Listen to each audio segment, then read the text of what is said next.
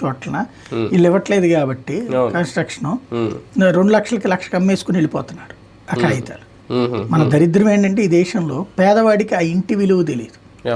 మళ్ళీ ఆడకు వెళ్తాడు, ఎక్కడో ఆక్రమించుకుంటాడు, మళ్ళీ కొన్ని రోజులు పోయిన తర్వాత ఇంకో లెక్క. కాబట్టి ఈ దఫా రావు అన్న సంగతి తెలియట్లేదు. వరకు ఏంటంటే పేపర్లో రాసుకునే, ఇప్పుడు అట్లా కాదు, అంతా ఆన్లైన్, ఆధార్ లింకప్.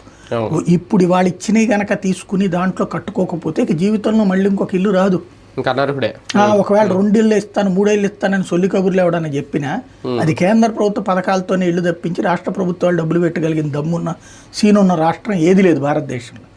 అప్పుడు రాష్ట్ర ప్రభుత్వాలు యాడ్ నుంచి ఇవ్వాలి లేదా ఇంకేం చేయాలి? వీళ్ళ ఇంట్లో మొగుడు పేరుని ఇస్తే ఇప్పుడు రేపు పొద్దున పెళ్ళాం పేరుని ఇవ్వడం, పెళ్ళాం పేరుని అయితే మొగుడు పేరుని ఇచ్చి చేయాలి. కానీ ఇక్కడ Aadhaar link up, ration card link up ఉంటుంది. రేషన్ కార్డు కూడా లింకప్పే కదా కుటుంబానికి. ఎట్లా కుదురుద్ది?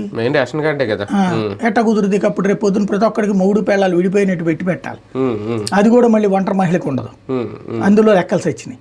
కాబట్టి 10,000 ఎకరాల్లోనా సార్ ముందు ఈ డెవలప్మెంట్ నిర్మాణాలు ఇవన్నీ ఈ డబ్బులతో 12,000 కోట్లు ఎంత అన్నారు కదా టోటల్? ఇవాళ అమరావతికి ఉన్న 29 గ్రామాల డెవలప్మెంట్ మెయిన్ ప్లాన్ అండి. గవర్నమెంట్ చేసే డెవలప్మెంట్ అదే 29 గ్రామాలలోనూ చేస్తుంది.